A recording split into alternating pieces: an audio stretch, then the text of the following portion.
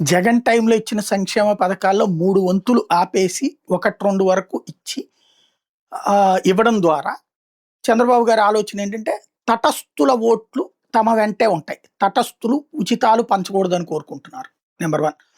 రెండవది సుదీర్ఘకాలంగా కమ్మ, కాపు సామాజిక వర్గాల మధ్యన ఉన్నటువంటి ఒక సంఘర్షణ వాతావరణాన్ని పవన్ కళ్యాణ్ డైవర్ట్ చేయగలిగాడు. అది రెడ్డి వైపుకి డైవర్ట్ చేయగలిగాడు. కాబట్టి ఆ ఓట్ బ్యాంక్ స్థిరంగా ఉంది.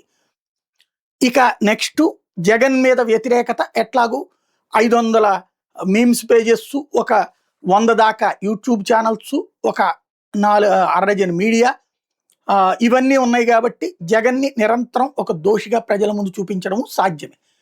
ఇవన్నిటి మధ్యన అయితే ప్రజా వ్యతిరేకత అంటే చేతుల్లో డబ్బులాడని పేదలు, చేతుల్లో డబ్బులు రన్నింగ్లో రాక ఇబ్బంది పడుతున్నటువంటి వ్యాపారులు, ఈ అసంతృప్తి ఇదంతా కూడా చిట్ట చివరి ఏడాది పరిష్కరించడం అన్నటువంటి బాబు గారి వ్యూహం ఒకటి అన్నది ప్రస్తుతం విదేశాల్లో ఉన్నటువంటి ఎన్ఆర్ఐ తెలుగుదేశం నాయకులు, కార్యకర్తలు, మిగతా వర్గాలతో చెప్తున్నటువంటి మాట ఏంటంటే ఖచ్చితంగా 15 సంవత్సరాలు చంద్రబాబు అధికారంలో ఉంటారు.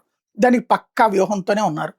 ఇప్పుడు ఈ 5 ఏళ్ళు ఇప్పటికే వైసీపీ చాలా వరకు డ్యామేజ్ అయిపోయింది. నెక్స్ట్ 5 ఏళ్ళ కూడా మళ్ళీ తెలుగుదేశం కూటమే గెలిస్తే కనుక వైసీపీ నుంచి యువతలకు వచ్చేస్తారు. అప్పుడు అందరూ కూడా ఆ ప్లేసు ఆటోమేటిక్గా బీజేపీన జనసేన వాళ్ళిద్దరు కొట్టుకోవాలి, మాకు సంబంధం లేదు ఆక్యుపై చేసుకోవడానికి సంబంధించి.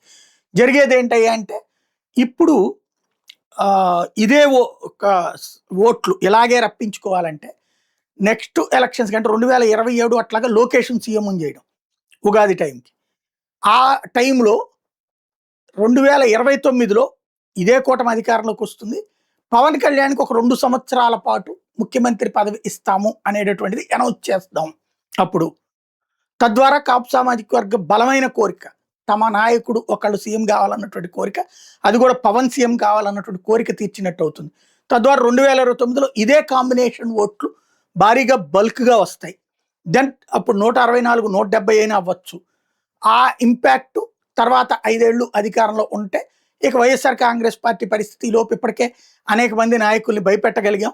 ఇక ఆ తర్వాత ఆ నాయకులు కూడా రారు. ఇప్పుడు కాంగ్రెస్ వాళ్ళు కనుక 3 టర్మ్లు వరుస పెట్టి ఓడిపోతే, ఫస్ట్ టర్మ్ ఓడిపోయినప్పుడు ఒకసారి డల్ అయిపోతే 2014 తర్వాత 19కి వచ్చేటప్పుడు ఇప్పుడు పాలనరాజు దగ్గర నుంచి చింతామోహన్ దగ్గర నుంచి అనేక మంది నాయకుల పరిస్థితి ఏమైపోయింది?